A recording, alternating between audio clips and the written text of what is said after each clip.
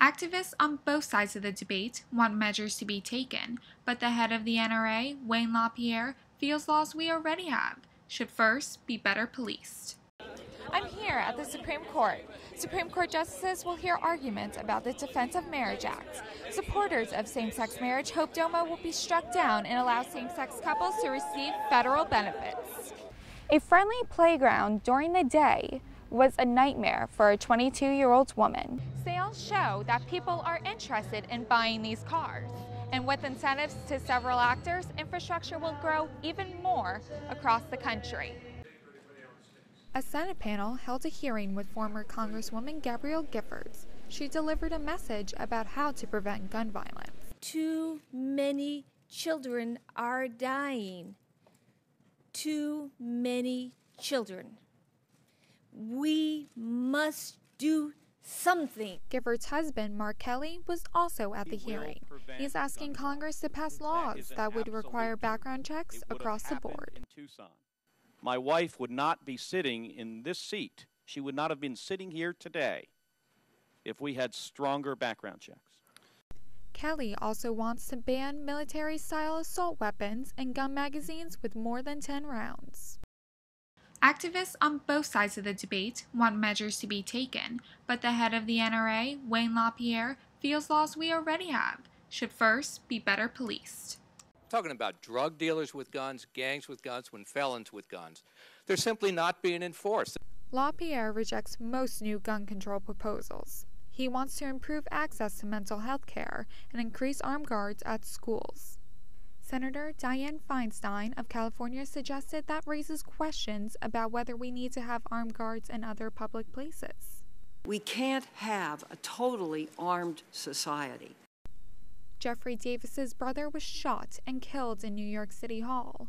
He said gun reform can happen, but it will take time. It's going to be a fight, it's going to be a fight, it's going to be a fight. But we've got to keep pressing and we've got to keep pushing forward. Congress now looks for common ground to perhaps pass new gun legislation. In Washington, I'm Morgan Weil. Beyond dominating sidewalks and streets during lunchtime, DC food trucks are working their way into the Twitterverse, an experience DC residents have been calling the roaming food court. People from everywhere from college campuses to K Street business districts can be seen on their smartphones or checking their computer for updates on their favorite food trucks. I mean, I'll follow them on Twitter or a map. But you know, I'm a busy librarian, so I don't have a lot of time to go out of my way to find a food truck. Well, Facebook I use as more like networking with my friends, and then Twitter I use for like various sources. But the main two things I use it for are like news, catching up with news, and tracking food trucks. Che Riddell, president of DC Food Truck Association, feels that social media is an important tool in maintaining clientele. Social media is huge. It's hugely important for our industry. Obviously, it's the way we communicate with our customers, but more importantly, it's the way we listen to our customers. Melissa Mapes, a freelance social media manager, sees an important relationship forming between social media and business. There is almost social economics in a way where there is an actual dollar value in a sense to these social interactions online, and a lot of businesses have been trying to capitalize on that. Since social media has changed how businesses reach out to customers, businesses will have to adapt their model to reflect a changing medium. Riddell, who works closely with the aggregator Food Truck Fiesta, feels that food trucks that don't use social media are doing themselves a disservice. Food Truck Fiesta even has a shame list, calling out those trucks that don't use it. I think a lot of them do. I think they focus on it a lot more than I do. It's not something I want to focus on our product. That's my number one concern, but I think it's just a function of who you are. I don't think so. I think social media has been so crucial to that movement. I don't really think that there's anything else out there that can quite do what social media is. In Washington, I'm Morgan Weil. After a late-night shift, a woman returned to her home during the late-night hours of the night with a sense of relief. In a few moments, she would be home safe and sound. Little did she know that a man in his 20s would be wandering the Only Oaks townhouse neighborhood looking for a target. Grabbed by the neck, the victim was dragged 50 feet from her car and sexually assaulted.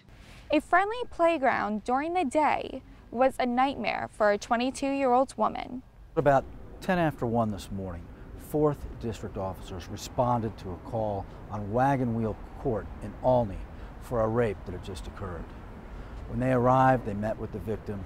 She related to police that she was parking her car, exiting her vehicle, and was accosted by a suspect.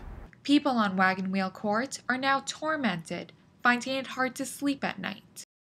I've always considered this a safe community, but like any community, there are certain people you would rather not be here.